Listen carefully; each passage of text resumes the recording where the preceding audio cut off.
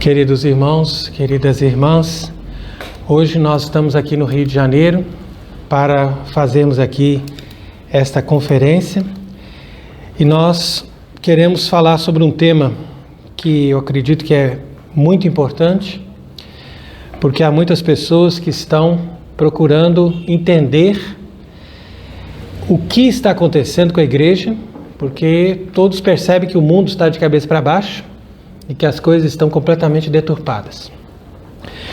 Mas quando nós vemos as autoridades da igreja se afastando daquilo que é correto, daquilo que é verdadeiro e até mesmo daquilo que é sério e justo, então as pessoas ficam indignadas e com certeza ficam confusas.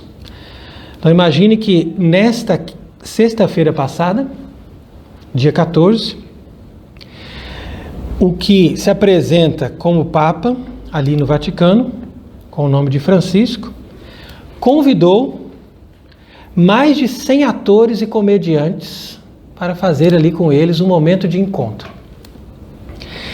Então, diz aqui a notícia que o Papa Francisco brincou nessa sexta-feira no Vaticano com um grupo de mais de 100 atores e comediantes, incluindo vários deles que são conhecidos e que são, inclusive, atores, comediantes que fazem brincadeiras blasfemas. E chega a dizer: ao invés de ler o meu discurso, vou apenas fazer isso. Diz aí a matéria que explica o que Francisco disse para eles. Então, quer dizer que ele colocava o polegar no ouvido e movimentava os dedos, fazendo sinal de brincadeira nesta sala cheia de humoristas. Então, com certeza alguém pode ver isso e falar assim: não, mas ele é um homem simpático, um homem querido, um homem alegre e que quer brincar com os humoristas. Então, a princípio a gente poderia ver dessa forma. Mas nós podemos ver que a coisa realmente não é bem assim, porque ele chega a dizer nesse discurso que nós temos que brincar sempre, e brincar e zombar mesmo de Deus. Não quer dizer que não tem problema a pessoa chegar e fazer brincadeiras e zombarias com o nome de Deus. Então é claro que isso daí é algo muito grave, porque nós sabemos que nós não podemos zombar de Deus e nem rir de Deus. Inclusive tem muitas pessoas que têm o costume aí de fazer piadas, colocam o nome de Deus, o nome de Nossa Senhora, falam do céu, falam de São Pedro e fazem essas piadinhas com as coisas santas. E as pessoas deveriam se confessar, porque eles estão cometendo pecado contra o segundo mandamento, que diz que nós não devemos colocar o nome de Deus em vão. Mas Francisco, nesse encontro que ele fez com os humoristas, que segundo ele são seus amigos, humoristas que não são nem sequer cristãos, que estão ali trabalhando para esse sistema, trabalhando para zombar, trabalhando para as pessoas perderem a seriedade, perderem a referência das coisas sérias, das coisas santas. Então, segundo Francisco, são seus amigos. E ele encorajou, ao invés de dar ali alguma orientação moral que pudesse ensinar alguma coisa para essas pessoas, ele vai encorajar essas pessoas a fazer mais zombaria e a rir de Deus. Então ele diz claramente: podemos rir de Deus. Il linguaggio dello humor è adatto per comprendere e per sentire la natura umana. L'umorismo non offende, non umilia. Si può ridere anche di Dio, certo. E non è bestemmia questo. Si può dire, come si gioca e si scherza con le persone che amiamo. Então, continua essa matéria dizendo que a audiência reuniu comediantes de 15 países, incluindo a Argentina, Alemanha e Timor-Leste. Entre os 107 humoristas presentes, estava ali também o italiano Silvio Orlando, que interpretou um cardeal na série The Young Pope. Então quer dizer que eles fazem ali uma série zombando também, são coisas graves, né? Zombando da igreja, do Vaticano e tudo mais. E esse homem estava ali presente e a todos Francisco cumprimentou e disse, olha, continuem assim. Então, para não dar uma ideia de que nós estamos aqui simplesmente para criticar, ou como se nós fôssemos ultrapassados, que nós não gostássemos das coisas para o lado do humor ou para o lado da brincadeira, então nós devemos explicar para as pessoas o seguinte, que não é um pecado quando você brinca, quando você ri, quando você se diverte, porque essas coisas fazem parte da nossa alegria, e a nossa alegria é também um sinal da presença do Espírito Santo. Mas nós devemos saber o momento certo, porque nós podemos brincar de uma forma construtiva, como nós podemos também, com a brincadeira e com a zombaria, cair em graves pecados. Então, por isso que diz o livro do Eclesiastes, que é um livro muito bonito, e que nos fala nessa palavra de sabedoria, que há um tempo de rir e um tempo de chorar. Que a pessoa tem que saber isso. Então, quer dizer que, diante dessa atitude de Francisco, nós temos que perceber o que está por trás dessa doutrina. Porque tudo isso aqui tem uma doutrina. Não é à toa que ele faz isso e ainda fazem questão de divulgar. Não é que ele faz isso e depois diz, não diga não, porque ele fez realmente, ele ultrapassou um pouco da conta. Não, eles fazem questão de divulgar que é assim. E isso tem uma mensagem. Por quê? Porque as pessoas, de maneira geral, pensam que ele é um papa válido e acham que nós devemos aprender aquilo que ele está fazendo, aquilo que ele está dizendo, e com isso nos adaptarmos para esse novo pensamento, esse novo paradigma de igreja que eles estão fazendo.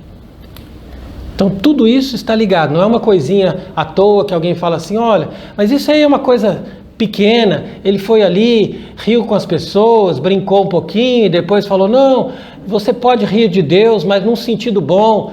Não, tem uma doutrina por trás. E a doutrina por trás de tudo isso, como nós estamos sempre explicando, é essa doutrina que leva as pessoas a se afastarem da verdadeira Igreja Católica e se adaptarem a essa nova religião. E no que consiste essa nova religião? Essa nova religião consiste na felicidade do homem sobre a terra. Então, em resumo, nós estamos falando de uma religião que se une a todas as outras com o objetivo de trazer a felicidade do ser humano sobre a terra. Isso é uma coisa boa ou uma coisa ruim? Aparentemente muito boa, mas contrário ao projeto de Deus. Por quê? Porque apesar de que Deus pode nos dar uma certa felicidade sobre a terra, isso é uma coisa perfeitamente possível, não é para isso que Cristo veio ao mundo.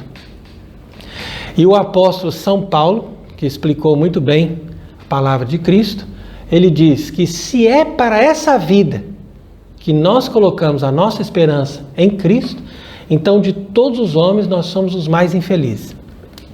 Então isso explica por que a religião católica está diminuindo e as outras religiões estão crescendo. Mesmo as religiões que se dizem evangélicas ou que se dizem religiões que estão buscando a palavra de Deus, na verdade, todas essas religiões já são criadas e já são projetadas com esse objetivo, de destruir a Igreja Católica e de dar uma nova interpretação para a Bíblia. Então, por isso que é muito importante a gente explicar essas coisas, porque quando nós rezamos o credo, nós dizemos, eu creio na Santa Igreja Católica. Agora, quando você diz isso, você não está dizendo que você crê na parede do Vaticano. Que as paredes do Vaticano, você não precisa crer, basta você ver que elas estão ali. são edifícios. E isso não tem necessidade da fé. Então você diz que crê na Santa Igreja Católica porque você crê no ensinamento perfeito e santo que a Igreja Católica sempre transmitiu. É só isso. E esse ensinamento, ele é bom para nós por quê? Porque esse ensinamento nos explica a palavra de Deus. Então quer dizer que só a Igreja nos dá a verdadeira interpretação da palavra de Deus para nós sabermos quando que nós podemos rir e do que nós podemos rir. Isso é um ensinamento moral. E isso faz parte também do ensinamento do Papa. E quando o Papa ensina para um grupo de 107 comediantes, ele não está ali simplesmente brincando, não. Se ele é um Papa verdadeiro, ele está falando ex cátedra. Ele está falando como Papa.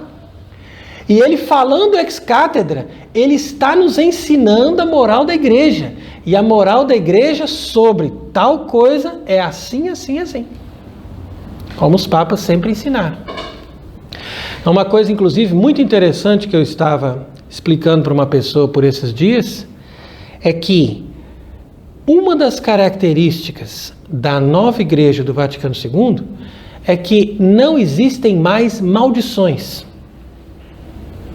Então, aparentemente, isso também seria uma coisa muito boa.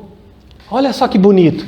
A igreja que antes sempre proferia maldições, agora ela só dá bênçãos. Por quê? Porque não precisa mais maldições. É tão ruim amaldiçoar uma pessoa, né? Então nós vamos só dar bênçãos. Tudo é bênção. Tudo é maravilha. Tudo é o amor. Tudo é fraternidade. Né? Então, isso parece muito bom. Porém, isso é uma utopia.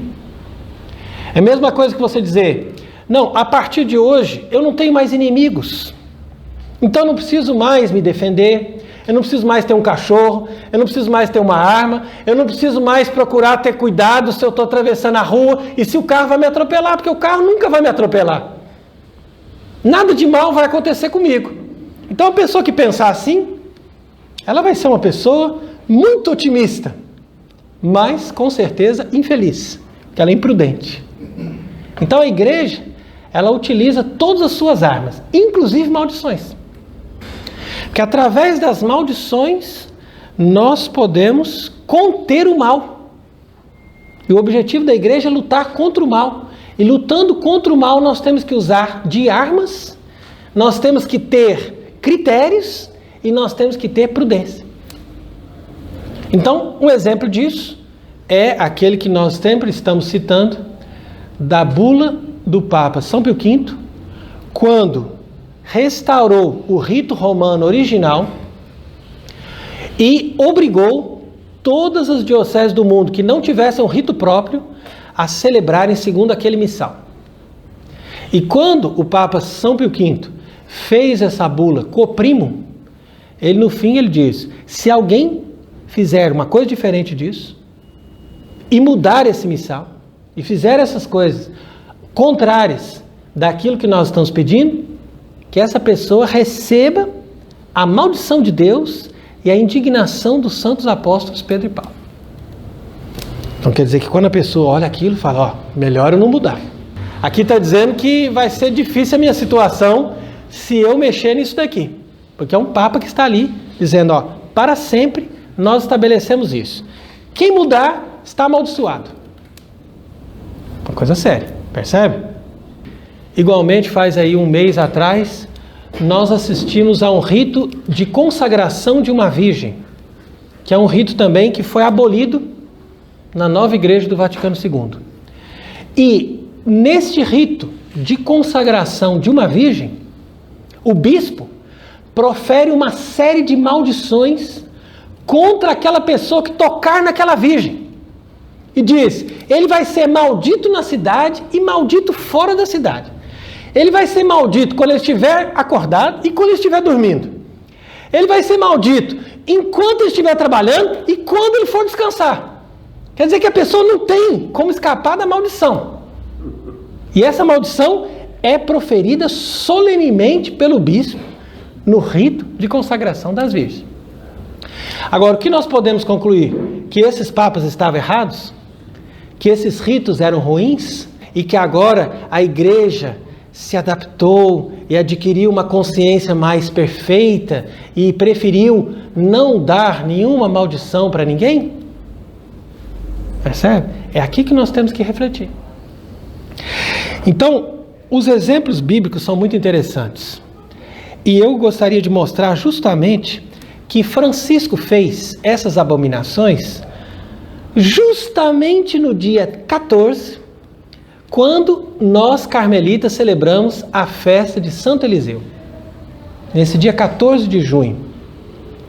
E Santo Eliseu, que é um profeta que ajudou na fundação da Ordem do Monte Carmelo, ele mesmo tem um exemplo muito interessante aqui no segundo livro dos Reis, como nós podemos ler aqui, dizendo que Eliseu estava subindo para Betel. E em Betel havia um seminário de jovens que estavam se preparando para o sacerdócio. Qual era aquele sacerdócio? Um sacerdócio contaminado, um sacerdócio para o serviço dos ídolos, um sacerdócio para o serviço das falsas religiões, exatamente como nós estamos vendo hoje.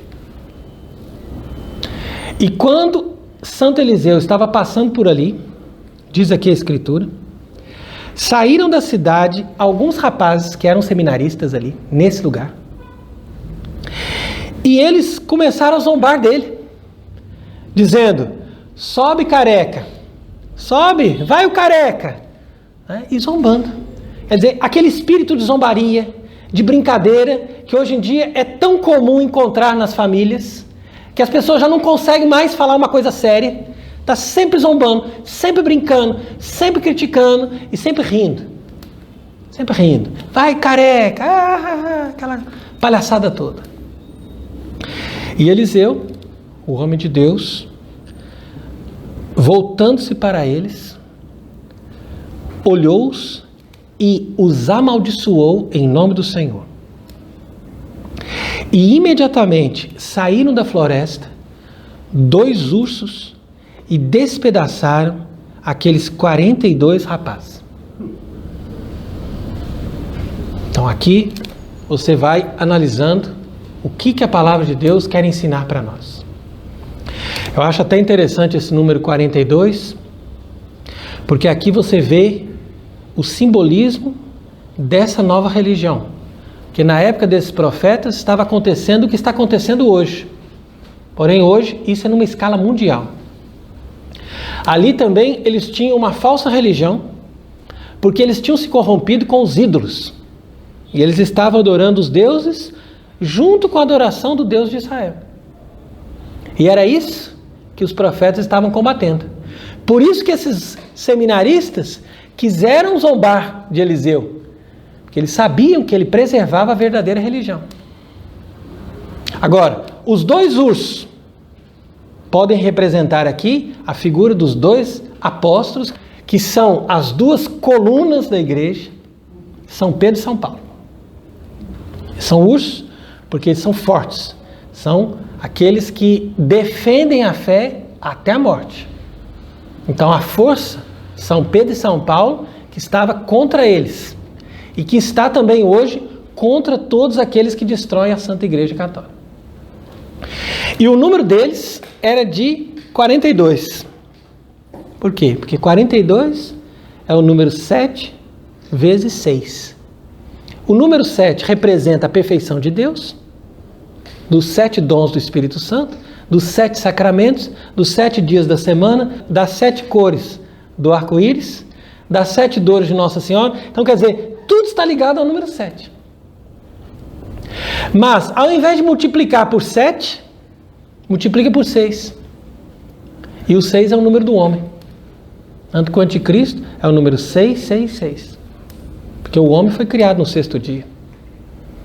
Então, isso é a figura dessa nova religião, que mistura as coisas divinas.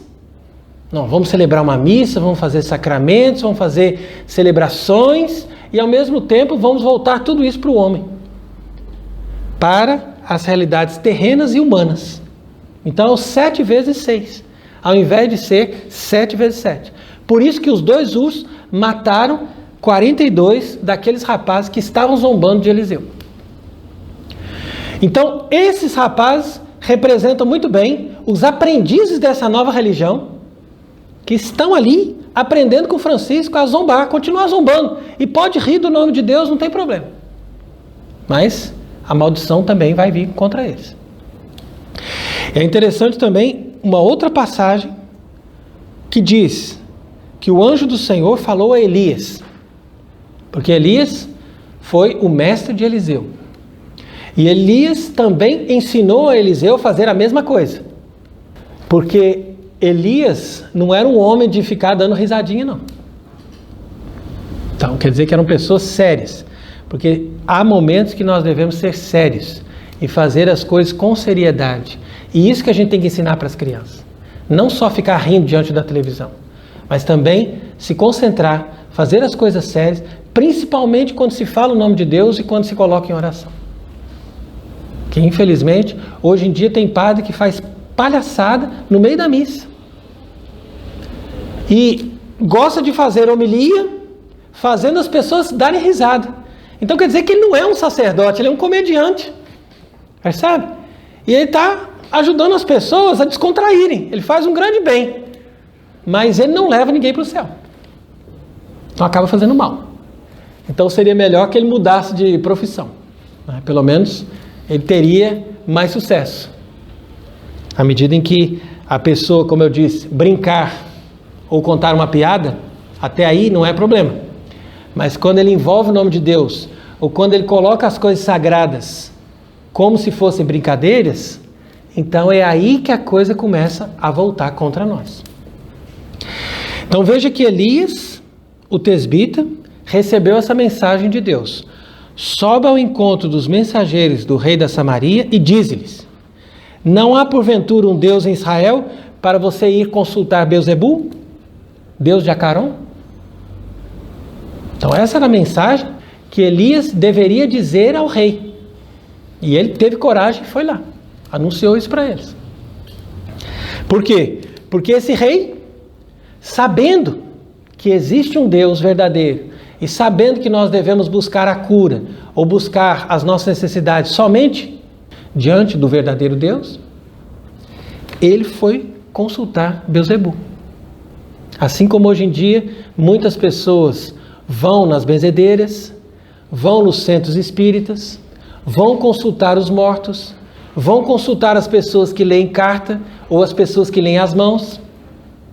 E o que essas pessoas vão encontrar? Maldição. Porque ali está a maldição. Mesmo que eles sejam curados, ou mesmo que eles tenham algum benefício ali no momento, depois vai cair sobre eles a maldição. Por quê? Porque uma coisa é a pessoa estar na ignorância. Percebe? Uma coisa é a pessoa estar na ignorância, ela não sabe, ela não conhece. Então, Deus o castiga. Até porque Deus, ele sempre age com misericórdia. Até quando ele amaldiçoa. Porque a maldição também serve para conversão. E quando a pessoa vê que nada está dando certo na sua vida, ela deveria ter isso como uma lição, perceber, a maldição está sobre mim. E por que a maldição está sobre mim?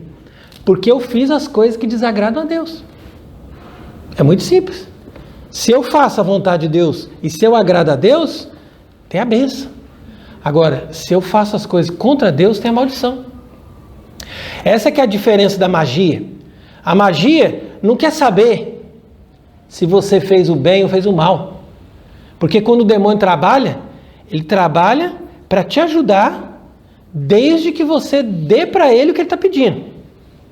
E ele sempre vai te ajudar. Porque o demônio é muito bonzinho. Só que depois ele cobra. Então ele é bonzinho, faz tudo o que você pede, mas depois ele vem cobrar. E Deus faz diferente. Deus ele nos educa. E Deus ele nos pune. Porque punindo e amaldiçoando, muitas vezes ele conserta a pessoa. Mesmo que seja na hora da morte. Porque muitas pessoas no leito da morte ele diz: Deus me amaldiçoou, Deus me castigou, mas eu mereci. E essa pessoa, reconhecendo isso, ela pede perdão e ela tem a salvação. Então quer dizer que isso também faz bem. Nós sermos punidos por Deus faz bem, na medida em que Deus não permite nada a não ser por amor e por misericórdia, até mesmo a maldição. Isso é que é impressionante. Então, esse caso de Elias foi interessante, porque Elias foi ali e disse: eis o que diz o Senhor, não te levantarás do leito a que subiste, mas morrerás. Então ele foi ali para anunciar: olha, vou falar a verdade, você não adianta buscar cura, porque nessa cama você não sai, dali você vai partir direto para a morte. E foi embora, partiu. E os mensageiros voltaram para Ocosias, e esse lhes perguntou: por que voltais? E eles responderam: um homem nos veio ao encontro e nos disse: ide, voltai para o vosso rei, diz ele. Isto diz o Senhor: não há porventura um Deus em Israel para que mandes consultar Beelzebul, Deus de Acaron? Por isso, não te levantarás do leito a que subiste, vais morrer. Então quer dizer que quando a gente brinca com Deus, a gente tem a consequência. E quando a gente brinca com as coisas de Deus, igualmente tem as consequências. Por isso que a sabedoria que a gente tem que ter na nossa vida é isso. É saber cada dia onde que nós estamos indo. E quando nós rimos, e quando nós brincamos com alguma coisa, que isso seja pela alegria de viver, e não pelo gosto de zombar dos outros, ou pelo gosto de zombar da religião.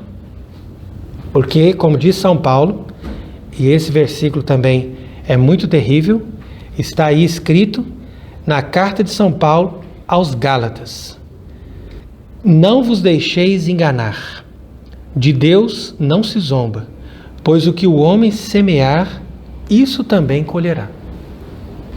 Então, essa passagem da carta de São Paulo aos Gálatas é muito importante para nós entendermos essa questão aí que nós estamos comentando hoje.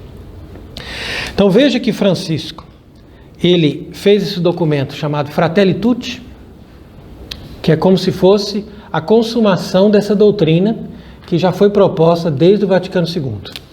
Então, nesse documento ele diz: a partir da nossa experiência de fé, presta atenção, hein? E da sabedoria que se vem acumulando ao longo dos séculos. Quer dizer que a sabedoria não é uma coisa que vem de Deus, ou não é o Filho de Deus encarnado, tá vendo? Não.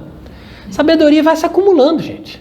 Acumulando. Cada ano o pessoal vai ficando mais sábio. Você olha hoje em dia, você vê a beleza da sabedoria que está em todos os lugares.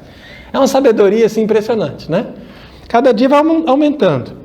E aprendendo também das nossas inúmeras fraquezas e quedas, como crentes das diversas religiões, sabemos que tornar Deus presente é um bem para as nossas sociedades. Olha que frase bonita. Está vendo? Mas isso aqui jamais pode vir de um Papa verdadeiro. Por quê? Porque uma frase dessa já é a corrupção de tudo que a Igreja Católica ensinou desde o tempo dos apóstolos. Uma frase dessa é suficiente para o sujeito, ele é muito mais do que herético. O herético está fazendo um esforço para ter a religião verdadeira. Você tem que aplaudir o herético e falar assim: você está de parabéns, você está fazendo um esforço grande para chegar na verdade, porque pelo menos você está tentando ensinar alguma coisa. Aqui não está ensinando nada. Aqui ele está querendo desconstruir todo o ensinamento. É o contrário. Ele está falando assim: gente, nós somos crentes das diversas religiões. E nós temos que nos juntar aqui, olha, para tornar Deus presente. Mas como é que nós vamos tornar Deus presente se nós não sabemos nem qual que é o Deus? Você tem um Deus, você vai na macumba. Você tem outro Deus, você gosta de adorar o Buda. E já você não tem Deus nenhum. Mas não tem problema. Todos nós somos crentes das diversas religiões. Percebe? E nós vamos tornar Deus presente para o bem da sociedade. Buscar a Deus com o coração sincero, desde que não ofusquemos com os nossos interesses ideológicos. Tá vendo? Aqui ele já está falando contra aqueles que têm uma doutrina. Ó, cuidado, desde que você não vai ofuscar com seus interesses ideológicos, porque para ele a doutrina católica é simplesmente uma ideologia. E nós possamos nos reconhecer como companheiros de estrada. Tá vendo? Todos companheiros de estrada, verdadeiramente irmãos. Então é claro, uma pessoa que ensina isso tem razão em dizer que a gente pode rir de Deus. Que afinal de contas, Deus é só uma ideia. Deus é só uma construção da mente humana para chegarmos a esse objetivo. Sermos irmãos, sermos companheiros de estrada. Então isso daí é muito triste, porque isso não corresponde à doutrina católica e não corresponde ao ensinamento do verdadeiro Filho de Deus. Ao contrário disso, como nós lemos no Evangelho de São João, nosso Senhor deixou muito claro que o mundo estava contra ele. Mas quando essas pessoas vieram provocar Jesus, como nós lemos no Evangelho de São João, capítulo 7, dizendo, você tem que fazer isso, tem que fazer aquilo e tal, Jesus só respondeu assim, olha, o mundo não pode vos odiar, porque vocês fazem tudo que o mundo quer. Então é claro que o mundo não pode vos odiar. Isso é normal. Inclusive esse evangelho nunca aparece nas missas modernas, porque tem várias passagens do evangelho que foram retiradas das missas modernas. Porque Jesus também é censurado nessa nova igreja. Ele não pode falar tudo que ele quer, não. Ele tem que falar só o que agrada. Porque se ele falar uma coisa que não vai ser bem interpretada e tal, ele tem que ficar quietinho. Você, desculpa, você pode até dizer que você é o Filho de Deus, mas não é agora que você vai querer falar tudo que você quer. Tá vendo? Ele também foi censurado. E esse evangelho eles sumiram com ele. Mas está lá, João capítulo 7. O mundo não pode vos odiar. Isso ele está dizendo para essa gente, para essas pessoas aí. Mas o mundo me odeia, porque eu testemunho contra ele que suas obras são más. Então aqui Jesus não está de brincadeirinha. Então quer dizer que esse espírito de zombaria, nós poderíamos dizer, segundo um comentário muito bonito de São Bernardo, que fala a respeito da paixão de Cristo, que o espírito de zombaria é o espírito de Herodes. O Herodes, ele recebeu Jesus, ele foi lá, colocou uma túnica nele, fez uma brincadeira, todo mundo ficou rindo, palhaçada, e zombaram de Jesus. Jesus não respondeu uma palavra. E aí eles mandaram ele embora, falaram assim, ele é um louco, deixa ele embora. Então São Bernardo, nesse sermão espetacular sobre a paixão de Cristo, um verdadeiro santo da Igreja Católica, diz o seguinte, que o espírito de zombaria é o espírito mais apreciado dos demônios. Porque os demônios, eles gostam de zombar. E há demônios que zombam sem cessar, eternamente, não param nunca, são espíritos de zombaria.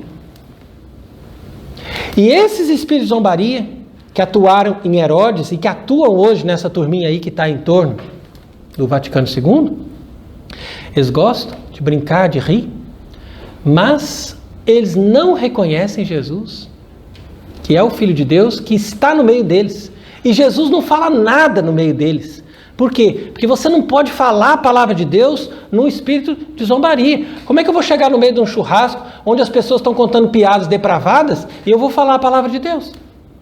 É impossível. É melhor eu ir num velório, onde as pessoas estão chorando. Eu vou dizer para elas, vocês estão chorando? Então agora aprenda a chorar. E chore mais. E chore amargamente. E aprenda que é melhor chorar do que rir. Porque a sua vida ainda vai ter muito choro. Não parou ainda não. Começou agora. Vai muito pior. Muito pior. E isso vai ser bom. Porque isso vai curar a sua soberba, a sua impureza, a sua maldade, a sua distância de Deus. Pronto. Isso é a palavra de Deus. Melhor anunciar num ambiente de tristeza do que num ambiente de palhaçada. Então por isso que tem essa passagem também que eu considero muito impressionante, que é uma das passagens assim, podemos dizer, um pouco enigmáticas da Bíblia, que é essa frase do Salmo 138. Quando diz, perfecto ódio odenamilus. Perfecto ódio odenamilus. Então a tradução diz, quer dizer, eu vou odiá-los com um ódio perfeito. Então o propósito que essa pessoa faz para agradar mais a Deus, então ele vai dizer, esses inimigos aí, eu vou odiá-los com um ódio perfeito. E parece estranho, porque no Evangelho Jesus diz, amai os vossos inimigos, abençoai aqueles que vos amaldiçoam. E no entanto, o Salmo, da mesma Bíblia, diz que nós devemos odiá-los com um ódio perfeito. Portanto, o que é o ódio perfeito? O ódio perfeito corresponde a isso que Jesus diz, amar os inimigos. Porque amar os inimigos é sempre algo que acontece no mesmo movimento do ódio perfeito. Por quê? Porque o ódio perfeito é o ódio que está em sintonia com o ódio de Deus. Aí você me pergunta, mas Deus é amor, Deus não pode odiar. Deus pode odiar. Por quê? Porque existem dois tipos de ódio. Por isso que a palavra de Deus fala de um ódio perfeito. Tem um ódio, que é um ódio que está baseado no meu amor próprio. Então, quando eu me amo, eu odeio o outro porque o outro faz oposição a mim. E esse ódio, ele é imperfeito. Por quê? Porque ele está embasado em mim mesmo. E é esse o ódio dos demônios. Por isso que eles têm choro e ranger de dentes. Esse ódio é imperfeito. E esse ódio realmente leva a pessoa ao inferno. Agora, tem um ódio perfeito. De tal maneira que Deus também odeia com esse ódio perfeito. Porque há várias passagens da Bíblia que diz que Deus matou, que Deus castigou, que Deus odiou. E como que você vai explicar isso? Será que Deus tem paixões? Será que Deus tem esse movimento de ira? Sim, mas com o ódio perfeito. Por quê? Porque o ódio perfeito está baseado no amor que ele tem por ele mesmo. Porque só Deus pode amar ele mesmo com amor perfeito. Porque ele é a perfeição. Então, o ódio perfeito é aquele ódio que rejeita aquilo que está fora de Deus. Porque se nós não rejeitarmos aquilo que está fora de Deus e aquilo que está nos afastando de Deus, nós também não vamos amar a Deus. Porque o amor a Deus, que inclusive é o primeiro mandamento, que nós devemos amar a Deus sobre todas as coisas, ele nos obriga a odiar até o pai e a mãe. E Jesus diz isso no Evangelho. Não quer dizer que sem esse ódio, nós não vamos identificar a verdadeira palavra de Deus e nem a verdadeira Igreja Católica. E é por isso, então, que nós devemos mergulhar nessa passagem da Escritura e rezar bem o Salmo 138, dizendo, eu os odiarei com ódio perfeito. Como? Na medida em que eu amo a Deus primeiro e não a mim mesmo. E se essa pessoa vai contra mim, eu vou amar esse inimigo, eu vou perdoar esse inimigo, eu vou ajudar esse inimigo. Mas se essa pessoa se levanta contra Deus, ele não é meu inimigo. Ele é inimigo de Deus. E se ele é inimigo de Deus, nós temos que fazer oposição a ele. E eu não odeio ele pela pessoa dele. Porque como São Paulo mesmo diz, nós não lutamos contra homens de carne e sangue. Mas eu odeio o espírito que está nele. E esse espírito de erro, esse espírito de zombaria, esse espírito que faz campanha contra aquilo que é santo e contra aquilo que é sagrado, porque diz ali a Escritura que o anticristo se levanta contra tudo que é santo e tudo que é sagrado. Então isso exige de nós um ódio. E é por isso que a Bíblia também amaldiçoa. Como o próprio São Pedro, quando viu que Ananias e Safira estavam mentindo para o Espírito Santo, ele amaldiçoou e os dois caíram mortos. Quando a mulher veio, ele falou assim, ó, eles estão acabando de sepultar o seu marido, você vai morrer agora também. Porque você está mentindo para o Espírito Santo, você não está mentindo para mim. Se você fosse minha inimiga, você tinha perdão agora. Mas como você se levantou contra Deus, é agora que você vai morrer. Então isso aí não é brincadeira não. Isso aí é a Igreja Católica. Isso não é só o Antigo Testamento, isso é o Novo Testamento, isso é o Espírito de Cristo, isso é o Espírito da verdade. Por quê? Porque Deus está acima de todas as coisas. Não é o ser humano que está acima de Deus, mas é Deus que está acima de todas as coisas.